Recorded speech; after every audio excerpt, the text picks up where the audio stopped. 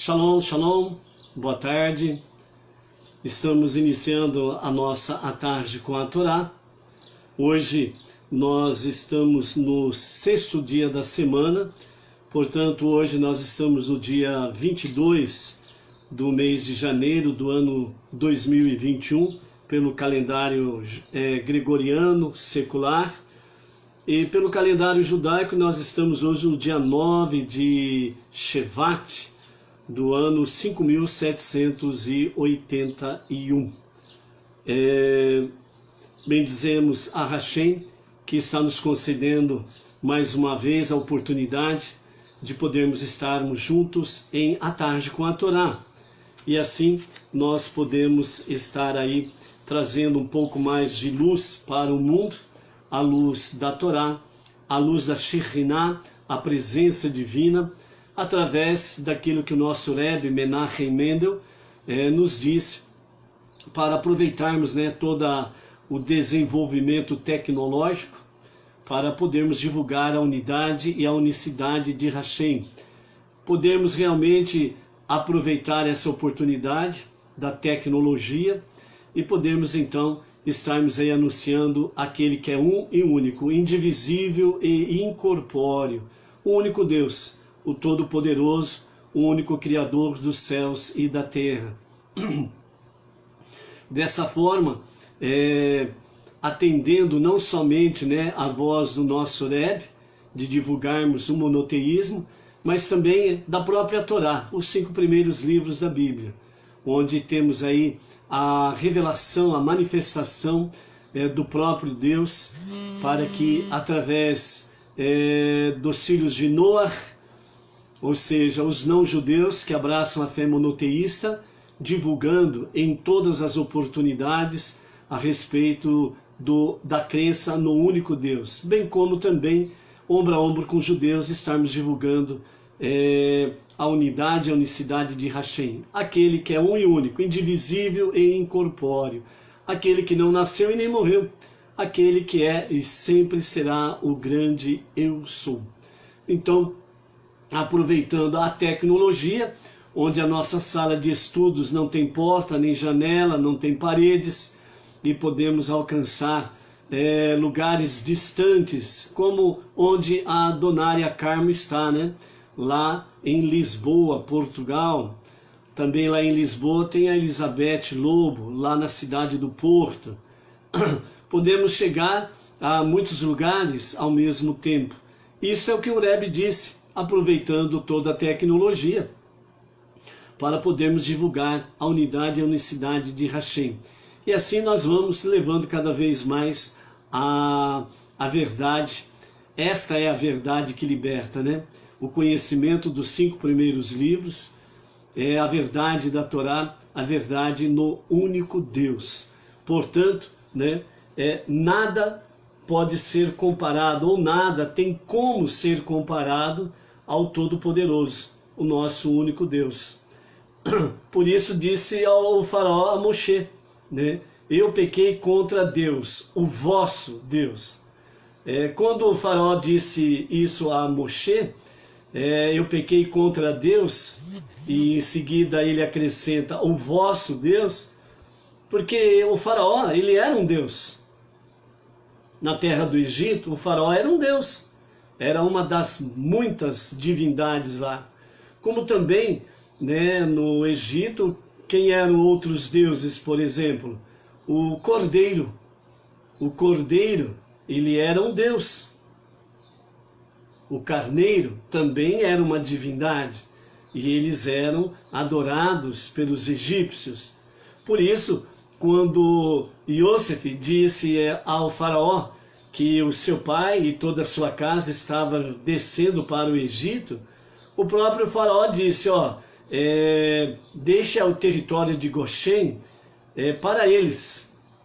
Então o seu pai e o povo que vem com ele, que fique morando lá em Goshen, nesse território.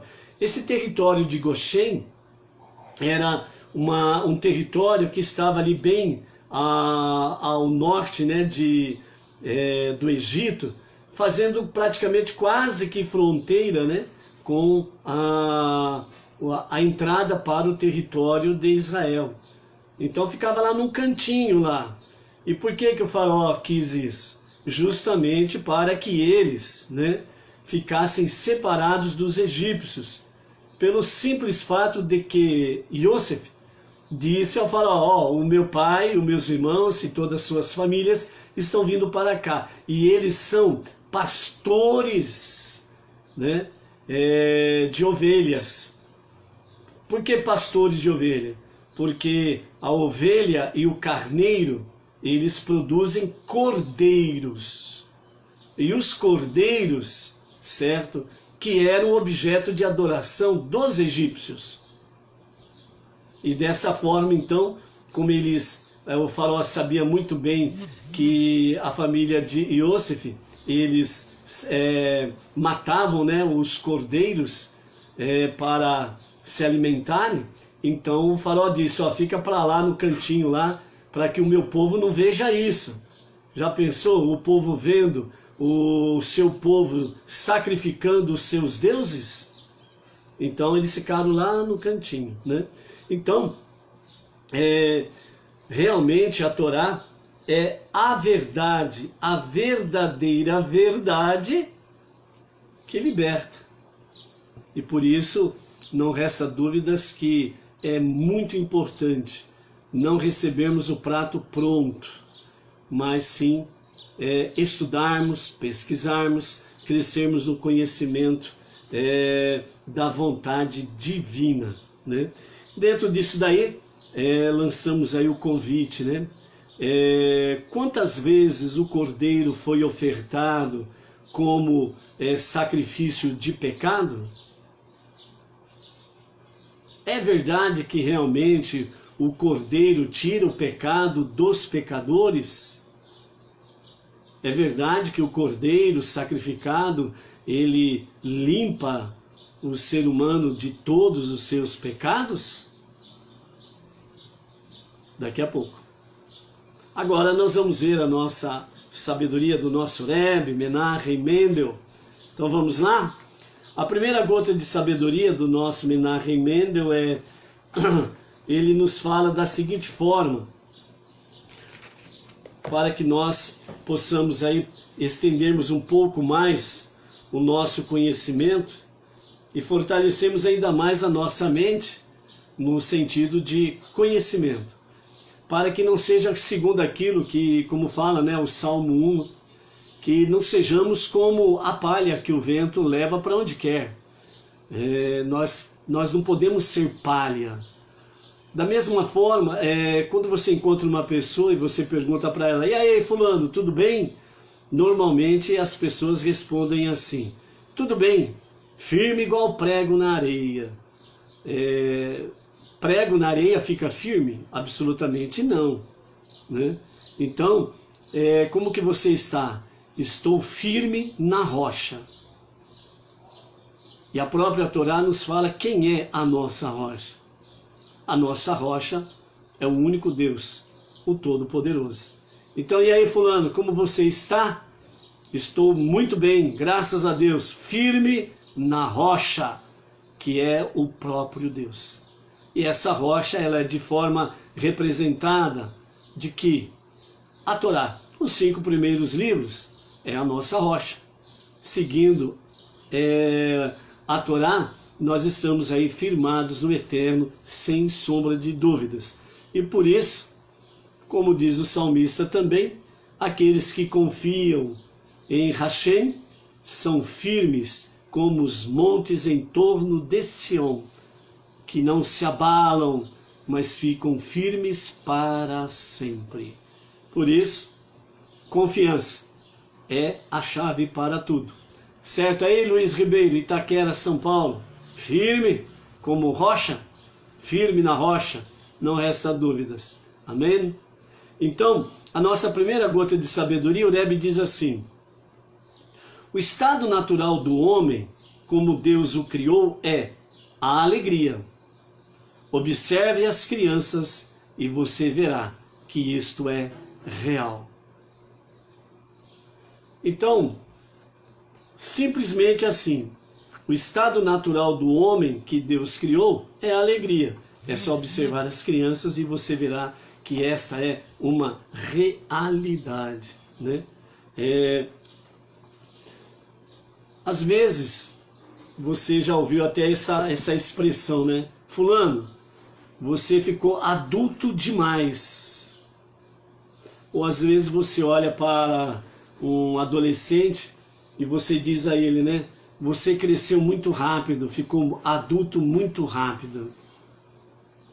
Essa expressão ela vem denotar exatamente a contradição da alegria da criança. Por isso que também você já ouviu aquele ditado, né? Que não podemos perder o espírito de criança. Na realidade, o significado disto é que nós não podemos perder o nosso estado natural que Deus nos criou, a alegria. Então, por isso, o Rebbe disse em outra ocasião, qualquer não é motivo para você pular de júbilo, de alegria? Agradeça a Deus e confie em Deus, certo?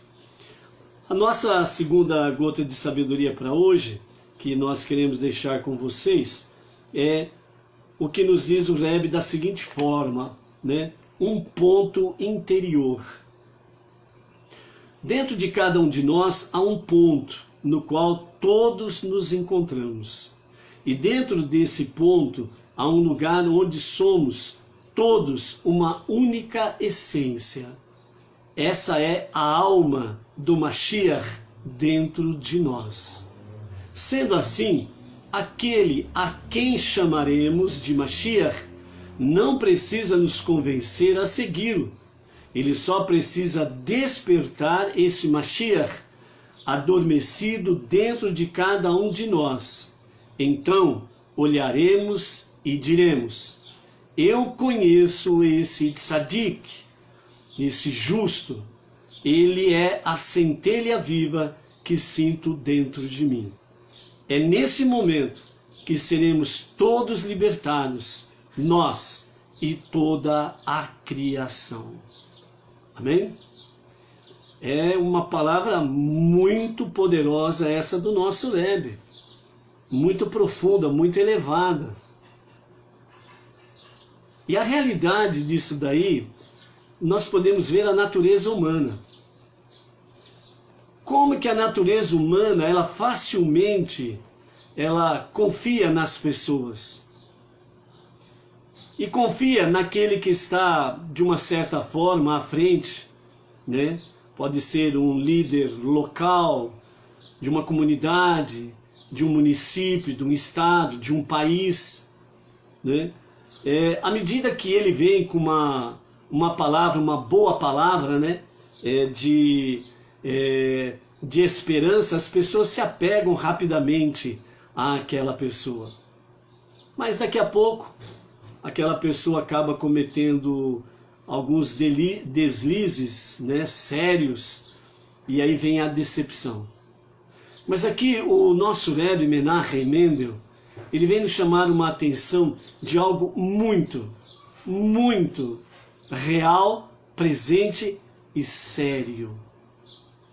Dentro de cada um de nós existe um ponto, e nesse ponto toda a raça humana se encontra nesse ponto. E ainda ele diz assim: esta é a única essência real e verdadeira que há no interior do ser humano.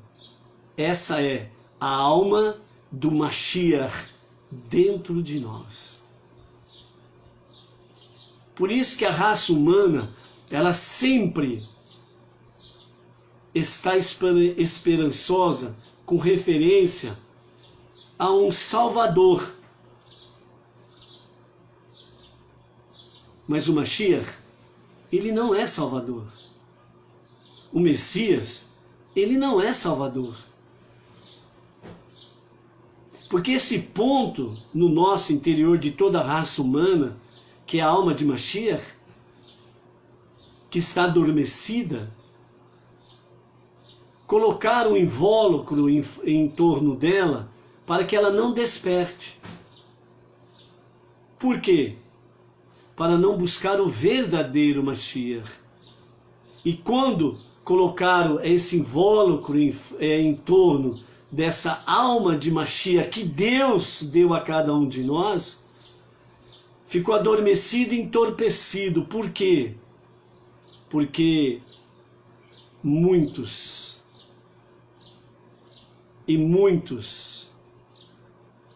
chamados líderes religiosos, através do tempo e dos milênios, sem o aval e o fundamento da Torá, sempre vieram alimentando, entre aspas, um Mashiach, um Messias Salvador.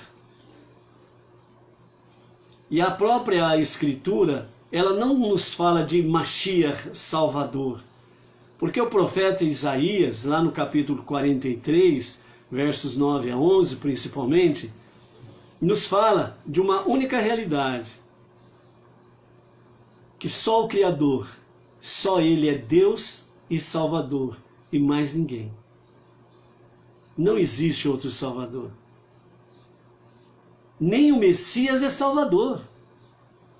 A função de Mashiach é trazer a redenção final, quando ele se revelar, o verdadeiro Mashiach, quando ele se revelar, ele vai trazer a verdadeira redenção, que é sarar e curar a terra, para conduzir todas as coisas, e principalmente a raça humana, a conhecer e a adorar o único e o verdadeiro Deus e Salvador, o Todo-Poderoso, o único Criador. O Mashiach será essa, podemos dizer assim, essa ponte de ligação, de conexão entre nós e Deus, nos dias do seu reinado. E ele se revelará em Jerusalém.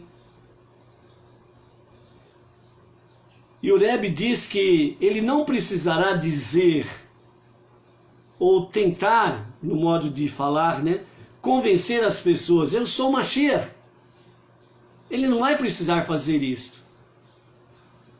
Olhem para mim, eu sou o Messias prometido. Ele não vai precisar falar isso.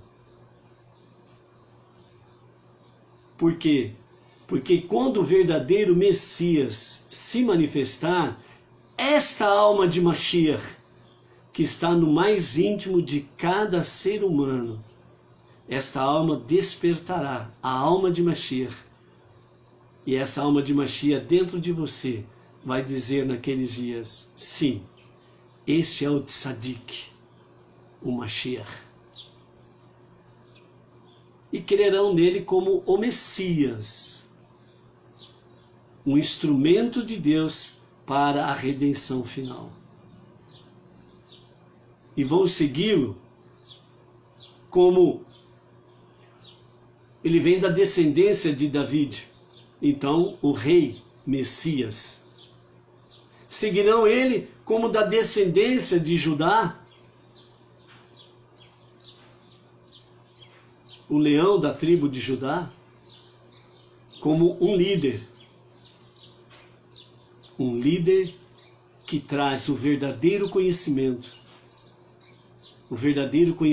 de Deus e das suas promessas.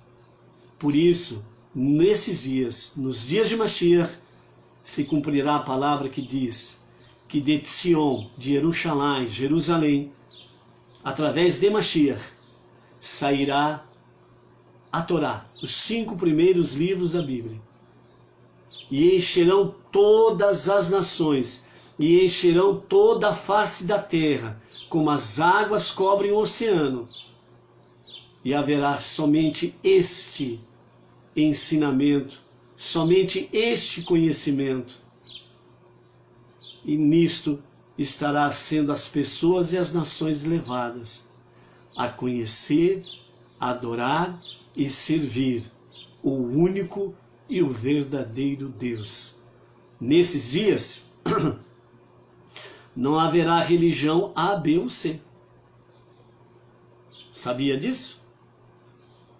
Nos dias de Mashiach, não terá religiões A, B ou C. placas de igreja, não existirão. Estes e aqueles líderes poderosos de A ou B ou C de segmento religiosos também não existirão. Por quê? Porque todo falso ensinamento, todo ensinamento religioso enganoso, plenamente cairão por terra. Por isso, de Jerusalém sairá a Torá, a verdadeira e única palavra, e encherá todos os quadrantes da terra, como as águas cobrem o oceano.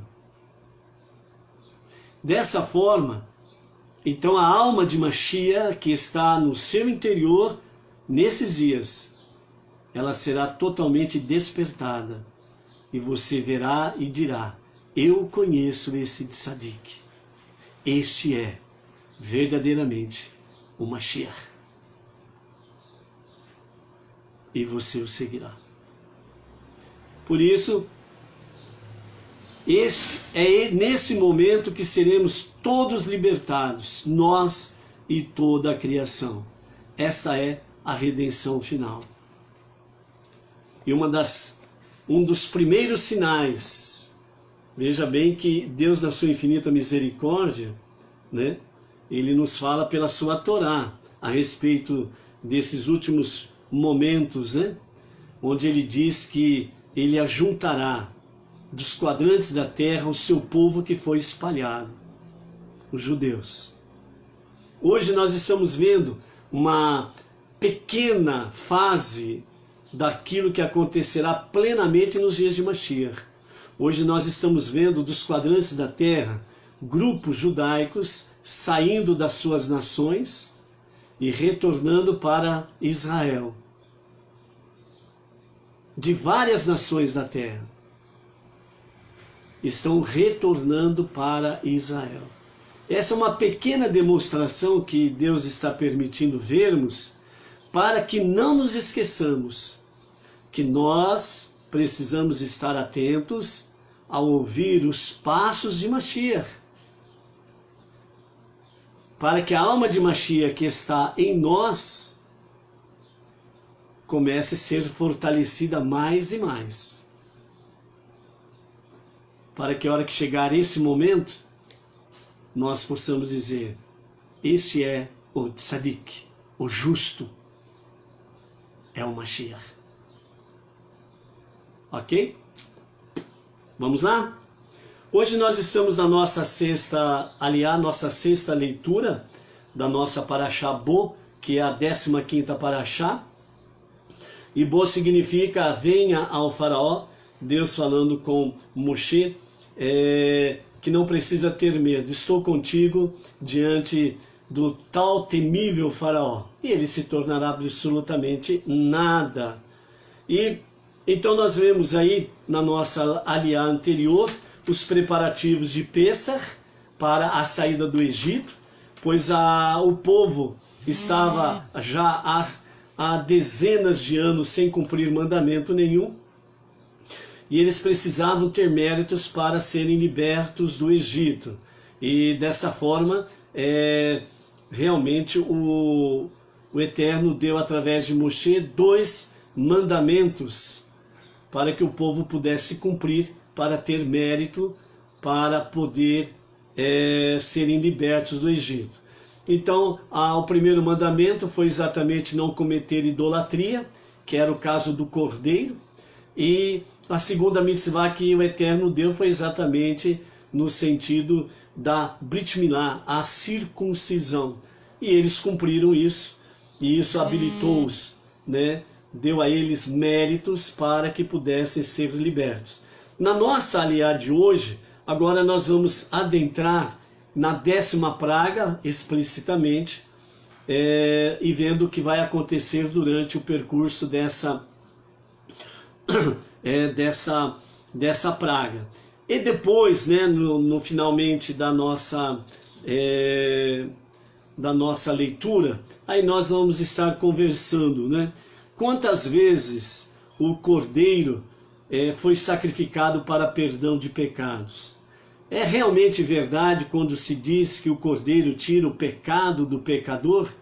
É verdade realmente que o Cordeiro tira o pecado do mundo? Será verdade isso? Será mentira? Será que realmente tem fundamento bíblico isto?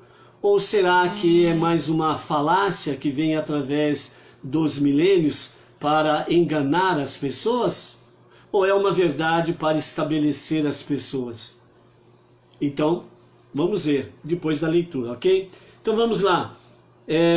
Capítulo 12, a partir do versículo 29, com comentários de Irache, de Êxodo, a 10ª praga, a praga da morte dos primogênitos.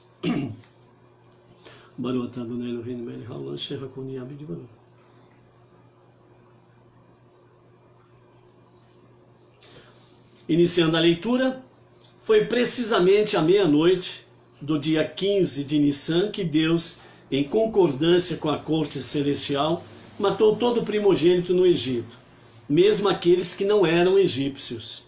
Do primogênito do faraó sentado em seu trono, ao primogênito do prisioneiro na masmorra, bem como todo animal primogênito. A única exceção foi o próprio faraó. Embora ele fosse primogênito, Deus o poupou, para que testemunhasse o milagre da abertura do mar e então se afogasse. Essa praga não durou uma semana completa, como as outras, ocorreu em um só instante. Ou seja, todas as pragas demais, as 9, tiveram uma duração de uma semana. Mas a morte dos primogênitos, ela não demorou uma semana. Também não demorou 1 hora. Também não demorou 10 minutos. Também não demorou 1 minuto. Foi no instante. Como Deus falou a Moshe, e Moshe falou ao faraó. No instante.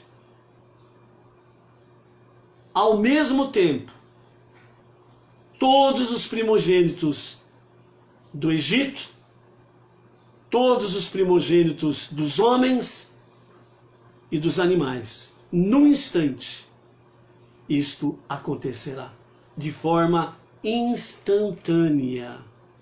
Então foi exatamente à meia-noite do dia 15 de Nissan que Deus matou todo o primogênito do Egito, mesmo aqueles que não eram egípcios, do primogênito do faraó sentado em seu trono, ao primogênito do prisioneiro na masmorra, bem como todo animal primogênito. O único primogênito poupado foi o próprio faraó, porque o faraó era primogênito. E o filho do faraó, primogênito dele, seria o seu sucessor ao trono.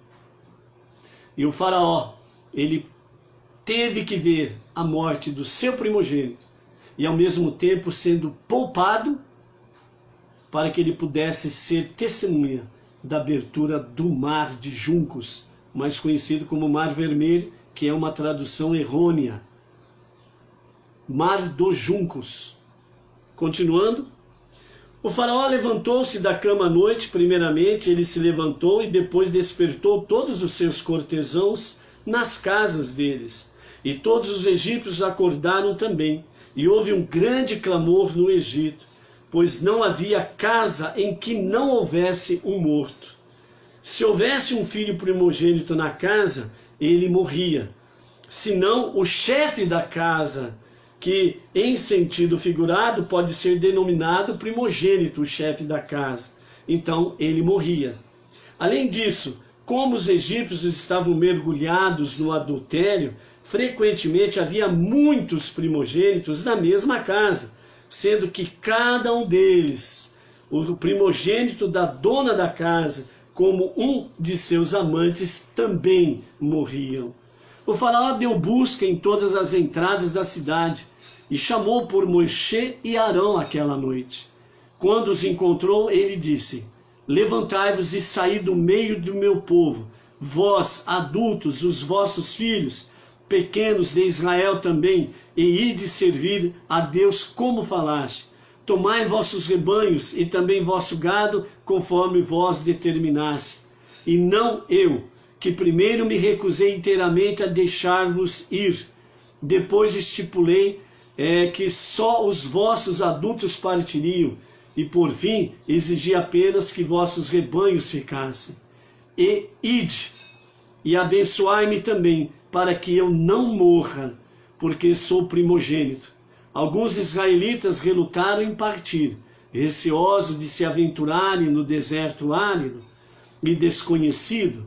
Achavam que os egípcios, depois de tanto sofrer com as pragas, agora estariam mais inclinados a tratar melhor os israelitas. Porém, essas pessoas não tiveram chance de permanecer no Egito, porque o faraó ficou tão perturbado com a última praga, que forçosamente expulsou todos os israelitas do país. Não obstante, para garantir que ficassem fora por apenas 3 dias, como haviam falado, o faraó enviou alguns dos seus oficiais com o povo. Os egípcios também exortaram o povo, incitando-o a sair depressa da terra, pois disseram: estamos todos morrendo. A situação é pior do que Moshe anunciou. Não só os primogênitos, mas os restantes de nós, às vezes 10 da mesma casa, está morrendo também. Não percebiam que, tecnicamente, todos os que morriam eram primogênitos. O povo havia comido matzá com a oferenda de Pêssar, conforme lhe for ordenado na primeira metade da noite, que é aquele período normalmente compreendido entre 6 da tarde e meia-noite, ou o pôr do sol até a meia-noite, que corresponde à metade da noite. Mas os egípcios apressaram-no a partir, de modo que o povo levantou a sua massa antes que tivesse fermentado. Portanto, o pão que comeram nesse dia foi matzá, pão sem fermento, com as sobras de seus alimentos, a matzá e as ervas amargas que haviam restado da refeição da noite anterior, embrulhadas em suas roupas sobre seus ombros. Poderiam ter feito os animais transportar essas sobras, mas preferiam carregá-las eles mesmos, porque as estimavam, visto que as tinham usado para cumprir um mandamento de Deus. Além de terem pedido utensílios e vestimentas aos egípcios antes da praga dos primogênitos, os israelitas agora fizeram novamente, conforme Moisés falara, e pediram aos egípcios utensílios de prata e de ouro e vestimentas, as quais deram o máximo valor, em razão da viagem iminente. No entanto, não carregaram eles mesmos esses objetos, mas os transportaram sobre seus jumentos. Deus fez os egípcios vê-los com bons olhos, de modo que atenderam ao seu pedido, e até lhes deram mais do que pediam. Assim eles exauriram a riqueza do Egito. Além disso, as mulheres, confiantes de que Deus lhes faria milagres, levaram consigo tamborins, suficiente que todas celebrarem. José dera orientação para que os israelitas levassem seus restos mortais, juntamente com os de seus irmãos, quando partissem do Egito. Moisés então foi obedecer a essa instrução. Como o caixão de José estava no fundo do rio Nilo, Moshe teve de valer-se de meios sobrenaturais para retirá-lo. Escreveu um nome divino e as palavras levanta boi, em uma placa e jogou-a no rio. Essas palavras eram essa maneira alternativa de pronunciar os vocábulos sobre a muralha da bênção de Iacove para Iosef. O caixão subiu à superfície. Enquanto Moisés o tirava da água, Michá secretamente arrancou a placa. Os corpos de todos os filhos de Iacove estavam intactos, exceto de Judá, cujos ossos rolaram dentro do caixão quando este foi trasladado. Isso ocorreu porque seu voto de ser excluído da vida após a morte, se não levasse Benjamim de volta ao pai nunca foi anulado. A partir do verso 37, nós temos aí a saída do povo judeu do Egito. Capítulo 12, verso 37. É a saída de Ramsés a Sucote. Deus enviou um anjo para mostrar aos israelitas o caminho a seguir. Na manhã de 15 de Nissan, eles reuniram-se em Ramsés, vindos de todos os cantos de Goshen, em tempo milagrosamente curto.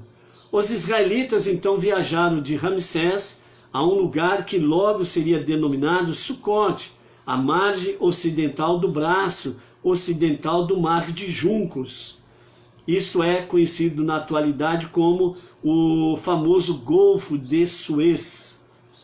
Moisés contou-os, eram cerca de 600 mil homens da idade de 20 anos ou mais a pé, além das mulheres e das crianças do sexo masculino menores de 20 anos. Embora fossem 120 mil aproximadamente, embora fosse 120 mil, que corresponde a 240 mil cúbitos, aproximadamente 115 quilômetros ou 72 milhas, uma viagem de 3 dias, de Ramsés a Sucote, o povo milagrosamente percorreu o trajeto em pouco tempo. Enquanto os israelitas partiram, os egípcios estavam ocupados enterrando seus primogênitos mortos. Ademais, uma multidão misturada de pessoas de outras nações perguntou a Moshe se podia juntar-se aos israelitas. Moshe, sem consultar a Deus, aceitou-a com base em sua própria autoridade, pensando que seria bom para essa gente ligar-se à presença de Deus. A multidão subiu com ele, bem como rebanhos e gados, uma grande quantidade de animais. O povo também derrubou as acácias que Jacove plantara quando chegou ao Egito, sobre as quais ele dissera aos filhos que mandassem seus descendentes levá-las consigo quando partissem.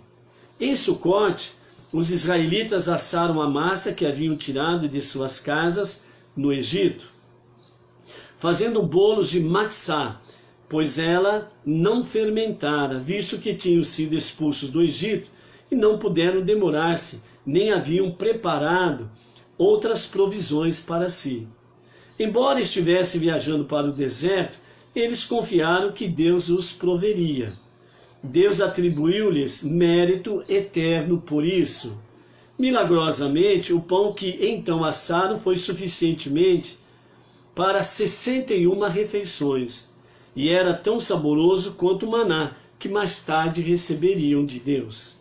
A extensão total do tempo que os israelitas viveram no Egito, em outros lugares como estrangeiro, desde a profecia feita por Deus a Abraão, entre as metades 15 de Nissan do ano 2018, a contar da criação, foi de exatamente 430 anos.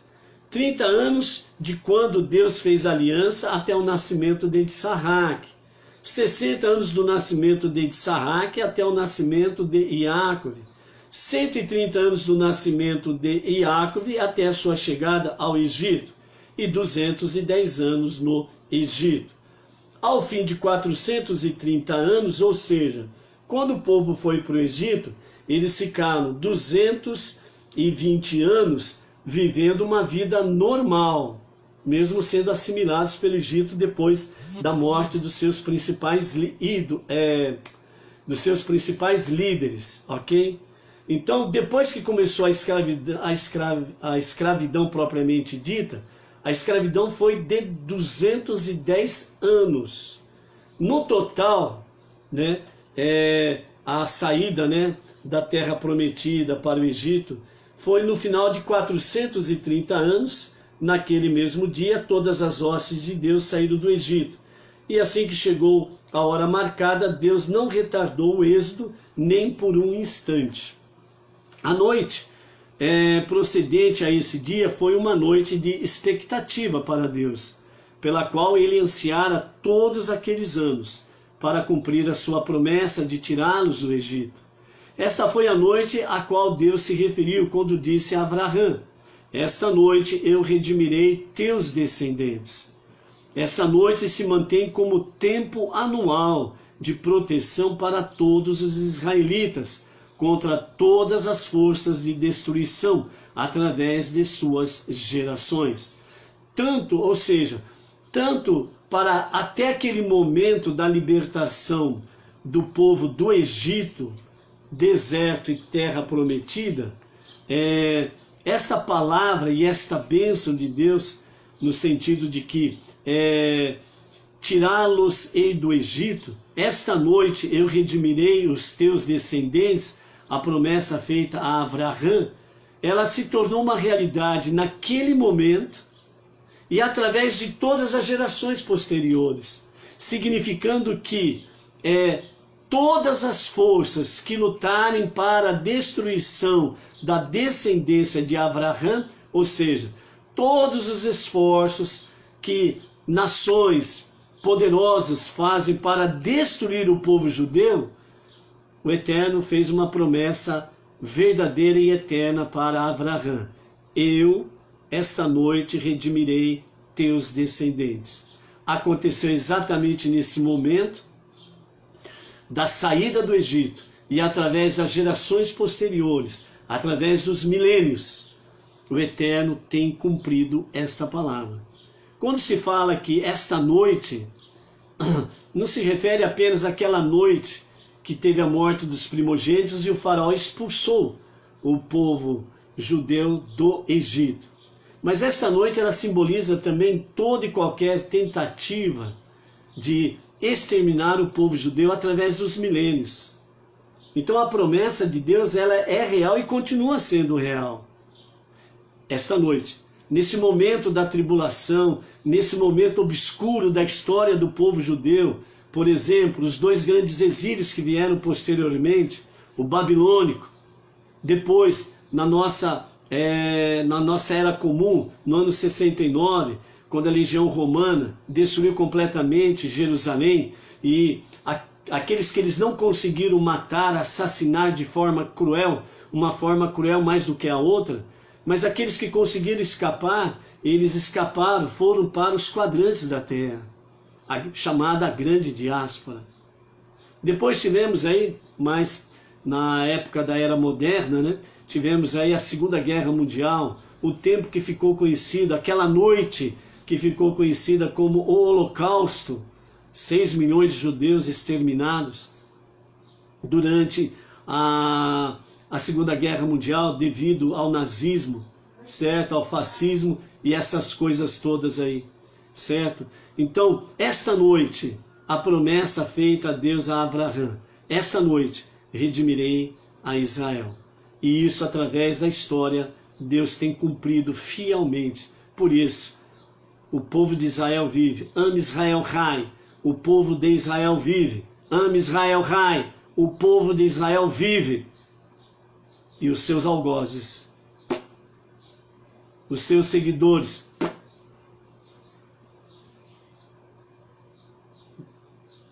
onde eles estão? O povo de Israel vive. Eis o que é o Estado de Israel hoje.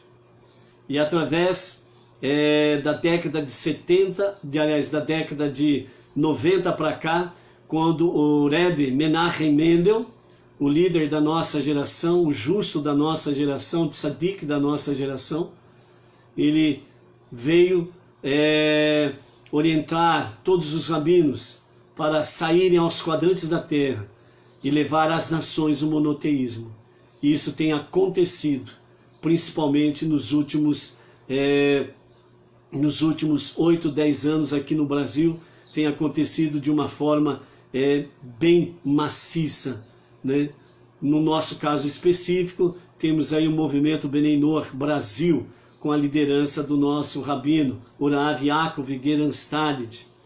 E através do seu trabalho, através da sua obediência à ordem do Rebbe, o Brasil hoje tem praticamente em quase todos os estados algum Benei Noach, mesmo que ele seja sozinho, ou mesmo que seja só a sua família, ou pequenas comunidades, médias comunidades e grandes comunidades estão aí presentes em quase todos os estados do Brasil, dessa forma, junto com os judeus, prestando ao Eterno um serviço do coração, um serviço de amor. Isso está fazendo parte também dessa profecia. Essa noite, redimirei a sua descendência. Então, que nós possamos estar firmes no propósito e não nos desviarmos dessa nossa jornada, a missão que o Eterno nos confiou. Ok? Continuando, capítulo 12, verso 43, a oferenda de Pêssar. Mais cedo na manhã do dia 14 de Nissan, Deus disse a Moshe e Arão: esta é uma parte adicional da lei do sacrifício de Pêssar. Nenhum indivíduo que por seus atos se tenha feito estrangeiro para Deus comerá dele. Isso inclui o não-judeu que não se tenha convertido ao judaísmo e o judeu apóstata. Se houver um escravo não-judeu comprado por dinheiro por um homem judeu, circuncidá-lo-ás, e então comerás do Pêssar, da oferenda de Pêssar. Ou, segundo outra opinião dos sábios, inabilita o seu senhor para a ingestão do sacrifício de Pêssar. Em breve será explicado que nenhum indivíduo incircunciso comerás do sacrifício de Pêssar. Além disso, nem o forasteiro residente, isto é, um não-judeu que se tenha comprometido a não servir ídolos e, portanto, tenha permissão para residir na terra de Israel. Nem o trabalhador assalariado não-judeu comerão dele, mesmo que por acaso sejam circuncidados. Conforme mencionado, o sacrifício será comido por um único grupo. Depois de formado o grupo, não o dividireis em dois, nem repartireis a oferenda para comê-la em dois grupos desses. Ademais, não tirareis da carne do grupo para comê-la separadamente, nem quebrareis nenhum de seus ossos, que contenham um quesaite, aproximadamente corresponde a 29 ml, ou mais de carne. Embora desta vez eu vos tenha pedido que formasseis grupos familiares para comer a oferenda de Pêssar, não exigirei que os grupos tenham base familiar no futuro. Qualquer membro de toda a comunidade de Israel poderá juntar-se a qualquer grupo que desejar, e assim a ofertará e comerá em conjunto. Quando um converso que habita em teu meio quiser ofertar o sacrifício de Pêssar a Deus, todos os homens de sua casa primeiramente serão circuncidados, e só então ele se aproximará para ofertá-lo, com o restante da comunidade. Não o ofertarás imediatamente depois de se converter, mas aguardará o momento apropriado, e neste aspecto será exatamente como um nativo da terra. Embora haja indivíduos isentos da exigência da circuncisão, por exemplo, alguém cujos dois irmãos mais velhos tenham morrido em consequência da circuncisão, nenhum incircunciso comerá do sacrifício de Pêssar, nem mesmo tais pessoas. O converso está sujeito às mesmas leis do israelita nato, não apenas no que diz respeito à oferenda de Pêssar. Em todos os aspectos haverá uma só lei para o nativo e para o converso que vive entre vós.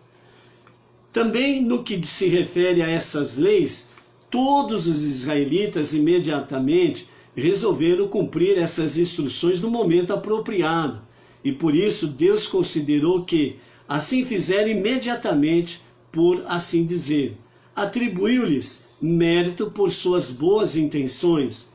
Quando chegou a hora, os israelitas fizeram tudo exatamente como Deus ordenou a Moshe e a Arão, sem omitir nenhum detalhe, e Moisés e Arão assim fizeram também. A essa altura, alguns egípcios começaram a reconsiderar a decisão de deixar os judeus partir e tentaram impedir sua saída. No entanto, não conseguiram detê-los. E assim, foi nesse mesmo dia em que os egípcios tentaram detê-los que Deus tirou os israelitas do Egito com todas as suas hostes. Amém. Aqui nós encerramos a nossa sexta leitura do sexto dia da nossa Parashá Bo. Amanhã, com a graça bendita de Hashem, sétimo dia da semana, teremos então a nossa sétima aliá, mais Mafitir, a leitura final da nossa 15ª Parashá Bo. Ok? Bom, na preparação para a partida, Deus ele viu que o povo israelita não tinha méritos para poder sair do Egito. Então deu a eles 2 mandamentos. Esses 2 mandamentos era não cometer idolatria e o segundo, a Brit Milá, a circuncisão.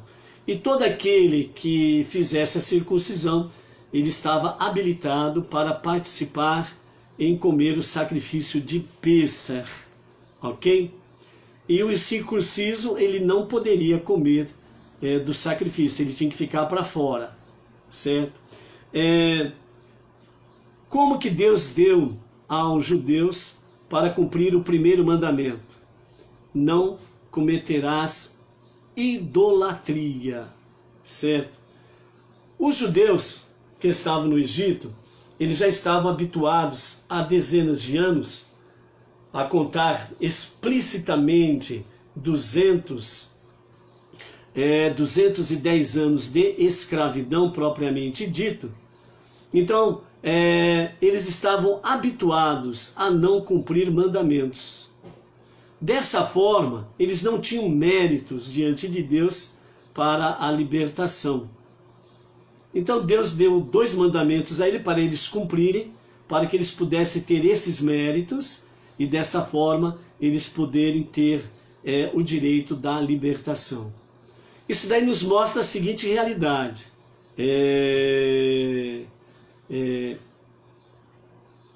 Nada cai do céu de graça. Resumidamente, de forma simples. Nada cai do céu de graça. Quando você escuta um determinado segmento religioso dizendo, o nosso cordeiro já fez tudo, você não precisa fazer nada, tome cuidado. Não é bem assim. Não é dessa forma que Deus orienta, ensina e mostra. Os judeus não tinham mérito nenhum. Deus disse, vocês serão libertos do Egito. Pronto, acabou. Cruza os braços aí, porque Ele vai fazer tudo para vocês. Foi assim? Não, não foi. Você tem que fazer algo. E Deus mostrou para o povo judeu o que eles tinham que fazer para terem méritos, para poder receber a recompensa.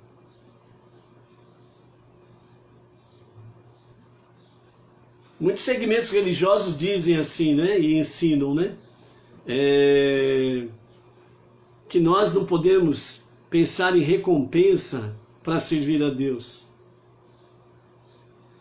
É só você analisar as preces que vocês fazem no meio religioso e veja quantas coisas que vocês pedem como recompensa.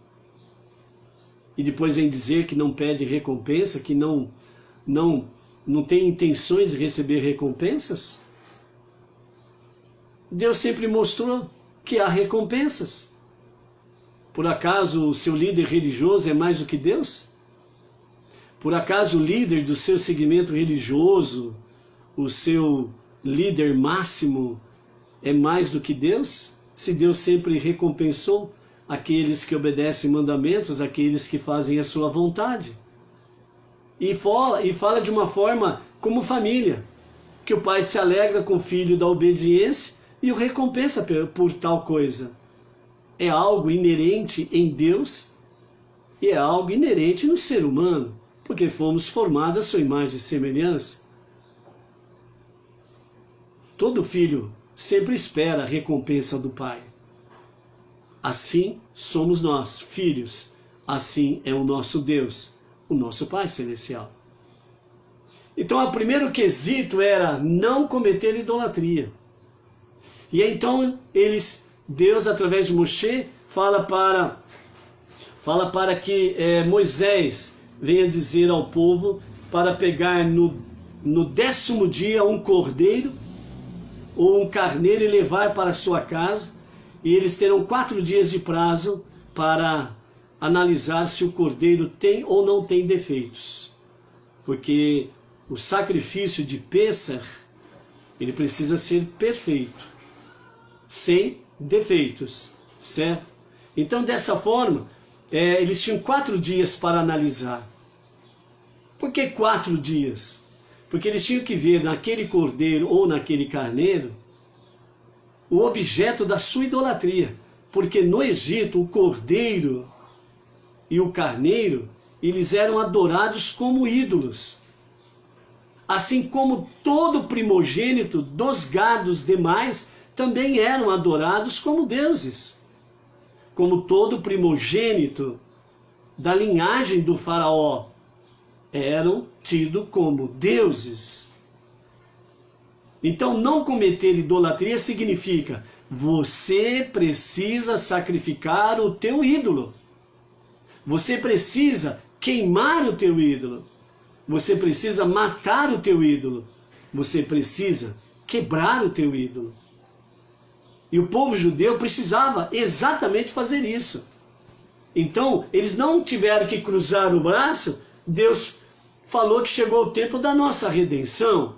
Deus falou que é o tempo da nossa libertação. Beleza, vamos cruzar os braços. E agora vamos esperar. Não. Deus nunca gostou de preguiçoso. Cruzar os braços e ficar na preguiça? Deus nunca se agradou disso daí, não. Então vocês têm que fazer algo por merecer. Então não cometerás idolatria. Então vocês terão que realmente sacrificar o teu ídolo. E 4 dias eles estavam ali contemplando o objeto da sua idolatria durante várias décadas. O seu cordeiro ídolo, o seu carneiro ídolo. E agora você estava iminente para queimar, matar, quebrar e destruir e queimar o teu ídolo. Está disposto a fazê-lo? Quando findou o 4º dia, assim eles o fizeram. E aí então, quando eles o fizeram isso, Deus disse para que eles molhassem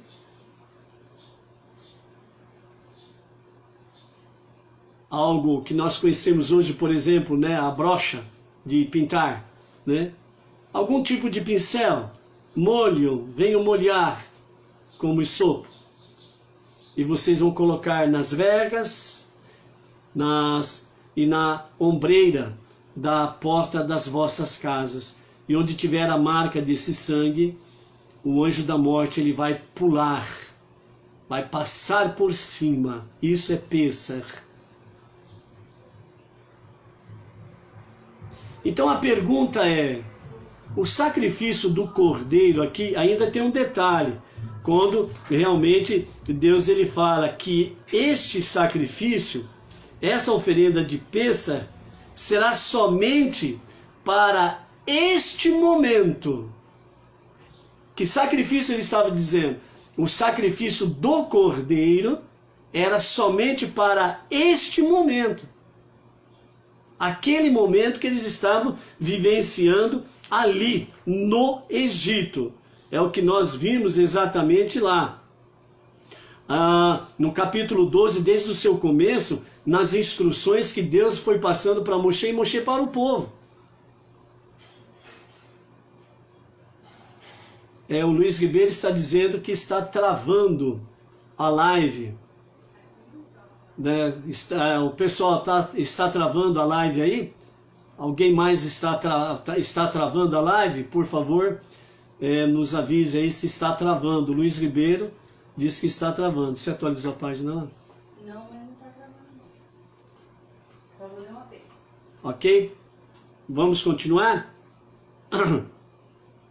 Então lá no capítulo 12, no princípio do capítulo 12 de Êxodo, quando está sendo passado esses detalhes aí de não cometer idolatria e Brit Milá, Deus está mostrando ali no dia 10 deste mês, né? O 10º dia deste mês aplica-se só esta vez, e nos anos subsequentes não haverá tal exigência, né? Então essa oferenda de Pêssar, o sacrificar o cordeiro ou o carneiro, foi só para aquele momento, para que o seu sangue fosse marcado as vergas e as ombreiras das portas de toda a casa israelita.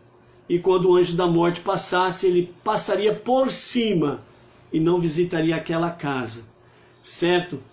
Dessa forma aqui, nós temos o que então na orientação que Deus dá a Moshe e ao povo? O sacrifício do cordeiro foi para sacrificar a idolatria. Foi o momento em que eles tiveram que tomar uma decisão, que era a decisão do quê? Não cometerás idolatria.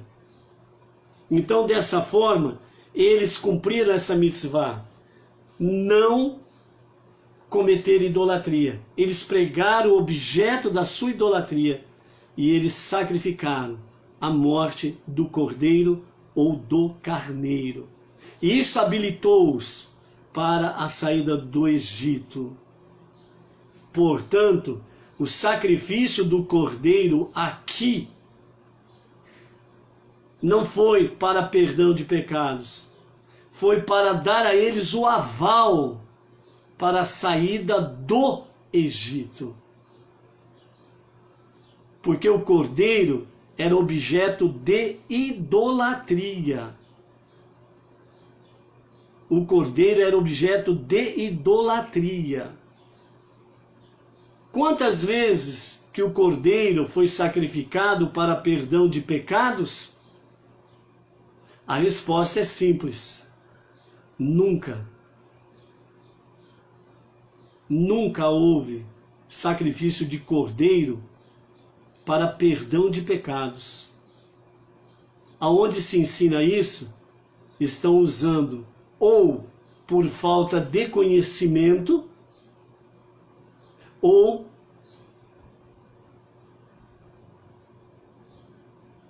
por malandragem. Adulteração da palavra de Deus.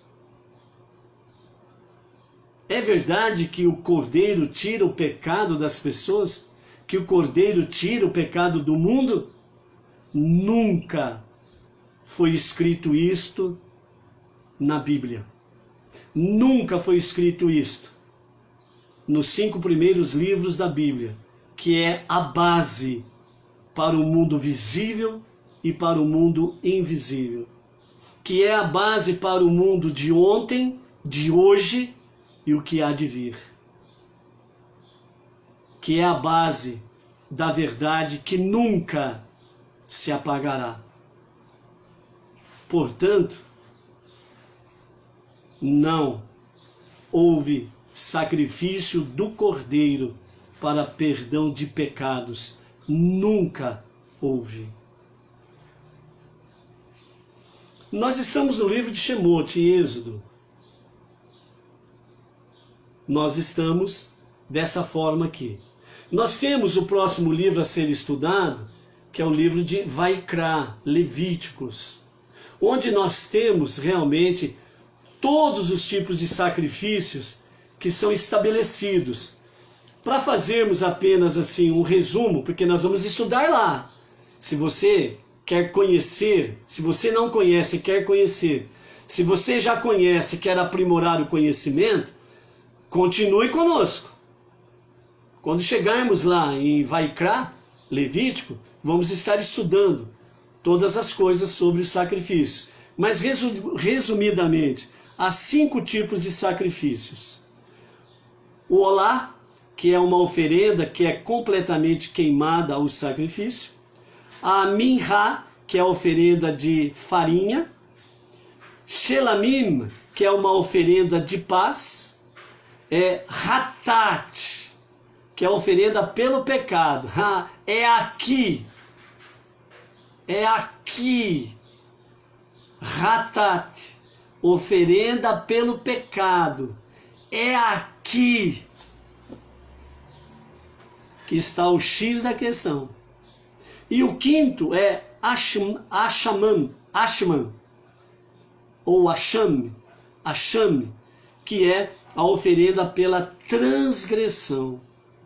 Nesses 2 últimos aqui, é que nós temos realmente aquela questão, né? Vamos usar algo mais puro assim, para não falarmos algo impuro, né? É aqui que o peão torce o bigode e vê realmente a viola em cacos, para aqueles que acreditam que o cordeiro tira o pecado do mundo.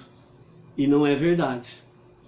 Porque nunca houve sacrifício de cordeiro para tirar o pecado do mundo, ou o pecado dos pecadores. Isto é falácia, um falso engano. Qualquer segmento religioso que diga que este é o cordeiro sacrificado por vós, é um ensinamento enganoso. É um ensinamento enganoso. Qualquer segmento religioso que coloque um ser humano como sacrifício agradável a Deus para perdoar pecados, ainda é mais cruel. Porque Deus nunca aceitou sacrifício humano. Por que Ele iria aceitar agora? Então são 2 grandes enganos que há milhares de anos é batido numa mesma tecla. E as pessoas sofreram uma lavagem cerebral para acreditar nisso. E por que acreditaram nisso? Porque, infelizmente, o ser humano, ele não gosta de ler. Ele não gosta de estudar. Ele não gosta de pesquisar.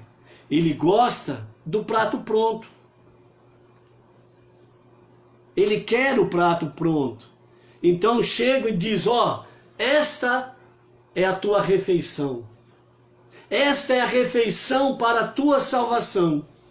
E as pessoas abraçam. Não estudam, não pesquisam, não busca. Quando ele vê contradição, ele não busca procurar entendimento. Aí ele simplesmente, para fugir da verdade, ele simplesmente diz assim, cada segmento tem a sua placa. Cada um segue a sua placa.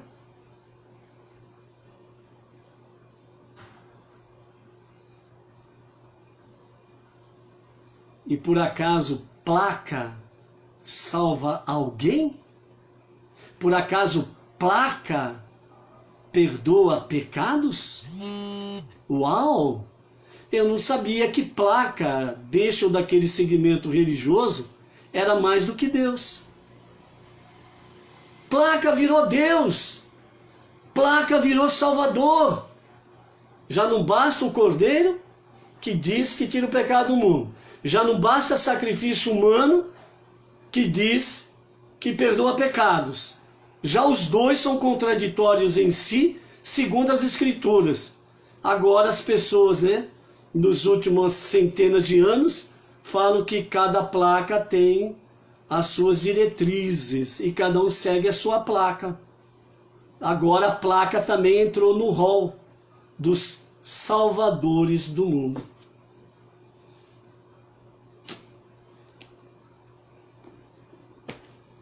Não vamos falar os detalhes agora porque não é o momento, ok?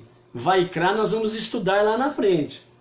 Mas assim, de forma resumida, para podermos fechar essa questão aqui.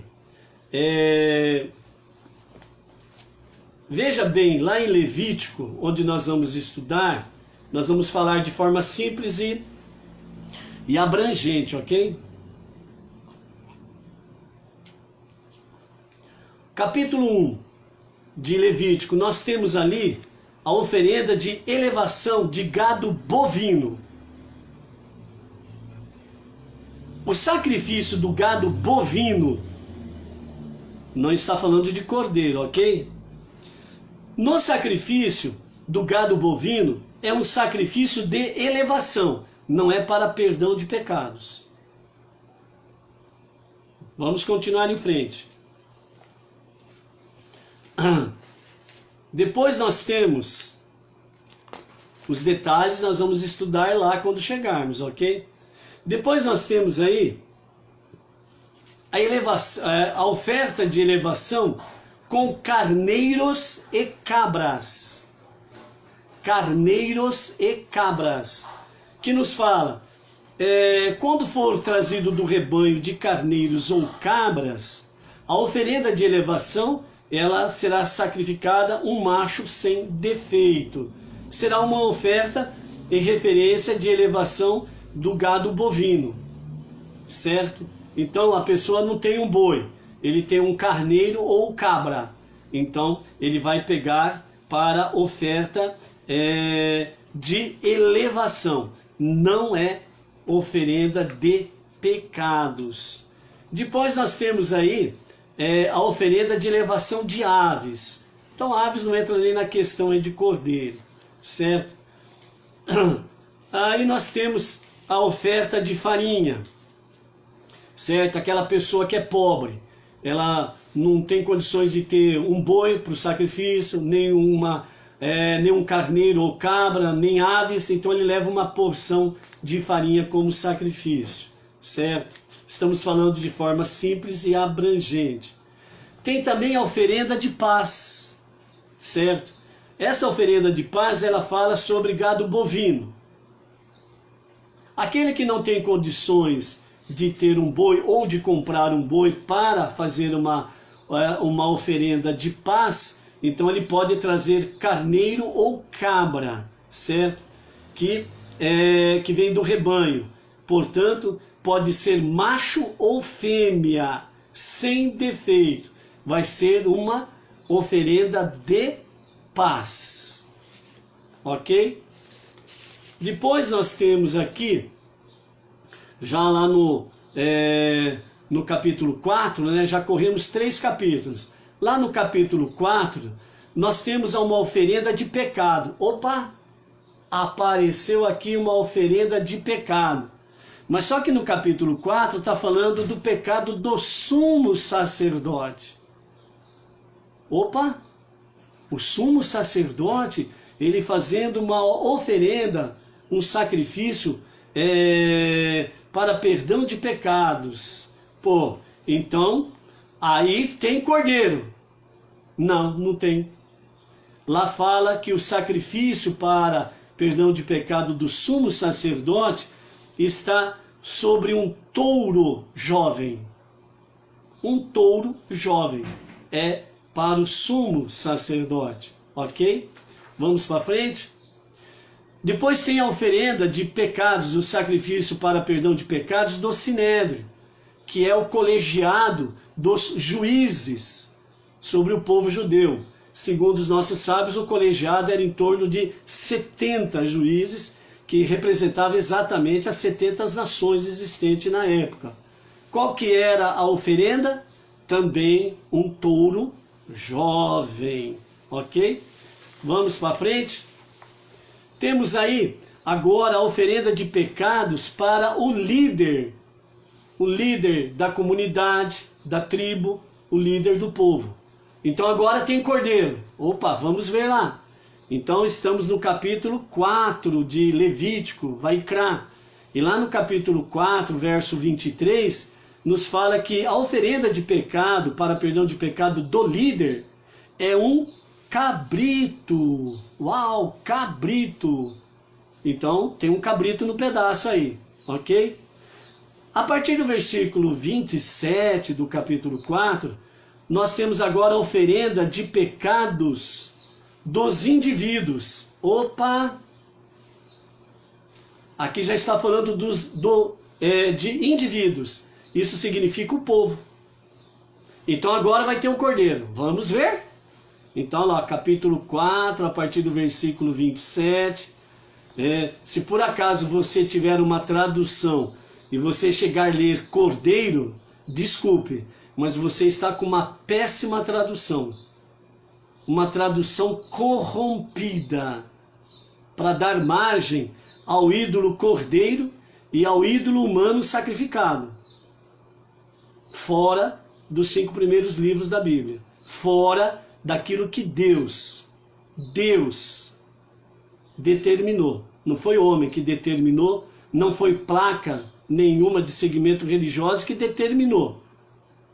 Foi o próprio Deus. Assim, as suas leis são imutáveis como ele o é. Então vamos ver o que se fala sobre oferendas para perdão de pecados do povo, dos indivíduos. Então lá, capítulo 4, a partir do versículo 27. Se alguma outra pessoa que seja uma das pessoas comuns do povo da terra, sem intenção cometer um pecado punível, certo? Por transgredir qualquer um dos mandamentos passivos de Deus, incorrendo assim em culpa, então, se o pecado que cometeu lhe for dado a conhecer, ele ofertará... Uau! A oferta dele será de uma cabra fêmea, sem defeito, pelo pecado que cometeu. Uau! Agora então, piorou tudo. Antes nós tínhamos o touro jovem, tinha o carneiro, e agora, para perdão de pecados do povo, dos indivíduos, a Torá, os 5 primeiros livros da Bíblia, diz que aqueles que cometeram pecados, o seu sacrifício levará, verso 28, capítulo 4, verso 28, levará seu sacrifício uma cabra fêmea, sem defeito, pelo pecado que cometeu. Então não tem cordeiro. Lá no versículo 32, ainda do capítulo 4, diz assim: se for de carneiro a sua oferenda de pecados, ele trará uma fêmea sem defeito. Novamente, Deus, ele diz que o sacrifício para perdão de pecados é de uma fêmea. Apoiará, versículo 32, agora o 33. Apoiará sua mão sobre a cabeça da oferenda de pecado e a abaterá, seja uma oferta de pecado, no lugar onde abate a oferenda de elevação, isto é, lá na parte norte do altar. Puxa vida! Havia tanta esperança para encontrar um cordeiro aqui para sacrifício de perdão de pecados, mas a palavra da verdade diz que não tem. E agora? Eu acredito na palavra de Deus ou aquilo que os homens idólatras, falhos e corruptos trouxeram através dos milênios, ensinando que o cordeiro tira o pecado do mundo e do pecador? E agora? Eu fico com a palavra da verdade de Deus ou com a palavra dos homens? Ou com a palavra da placa? E agora? O que eu faço? Não sei você, mas a semelhança minha, milhares e milhões de pessoas nos quadrantes da Terra, simplesmente tomar uma decisão. Preferimos ficar com a palavra de Deus escrita e com a palavra de Deus que vem através dos ensinamentos dos sábios do povo judeu através dos milênios. Então, está aqui. Agora a decisão é sua. É você que decide se quer ficar com a idolatria ou se você quer ficar com a palavra da verdade. O povo judeu, eles tiveram méritos para poder sair do Egito. Porque no momento em que eles sacrificaram a sua idolatria, o seu cordeiro, então definitivamente caiu por terra a semelhança do bezerro de ouro lá na frente, caiu por terra a idolatria. A partir de então, as instruções de Deus para o sacrifício de perdão de pecados para o povo, os indivíduos, sempre foi um animal fêmea e não um macho. E ainda por cima, tem um detalhe aqui que nós não podemos esquecer, né? Quando o sacrifício foi feito do cordeiro antes da libertação do Egito, toda a carne foi consumida do cordeiro. E o que sobrou do cordeiro, o restante da carne, o restante da pele, cabeça, pés, ossos, né? Os seus órgãos internos, todos eles foram queimados ao amanhecer, significando nada, absolutamente nada de idolatria. Daqui para frente é uma nova vida, sem idolatria. Por isso, amados, que nós possamos, sem sombra de dúvidas, estarmos cada vez mais ligados na Torá, não nos falsos ensinamentos, não em placas A, B ou C, que dizem o que é contrário à palavra divina. É você que decide, ou fica com a palavra da verdade divina, a palavra de Deus, os 5 primeiros livros da Bíblia, ou se você fica com a idolatria do Egito, né? Você que decide. Portanto, amados, esta é a nossa palavra de hoje, nosso ensinamento de hoje. E amanhã estaremos concluindo então a nossa Parashá Bo, certo? Para que possam realmente estar aí, sem sombra de dúvidas, completando o livro da nossa Parashá, certo? Daniel Maciel de Souza, ele está dizendo aqui que Jesus Cristo cumpriu toda esta lei quando foi crucificado na cruz do Gólgota fora de Jerusalém, né? Nós só precisamos que você comprove isso biblicamente, ô Daniel. Se você comprovar biblicamente, o que nós falamos aqui está dentro da Bíblia. Não tem nada, absolutamente nada a ver com isso daí que você está falando. Esta é a verdade, ok? Então, portanto, nós temos fundamento naquilo que nós estamos falando e defendendo. Seria bom você consultar mais as bases, né, das Escrituras, os 5 primeiros livros da Bíblia. Esta é a base para tudo, né? Se você procura conhecimento sem essa base, você infelizmente vai ficar com meias verdades e meias mentiras, né? E meias verdades e meias mentiras, realmente Deus não está presente. Por quê? Porque Ele é o Deus da verdade e a sua palavra é a palavra da verdade, né? Se você quer aceitar o conselho de pesquisar melhor, fica aí o conselho dado a você, ok? Ao demais, amanhã às 14 horas em A Tarde com a Torá. Shalom, shalom.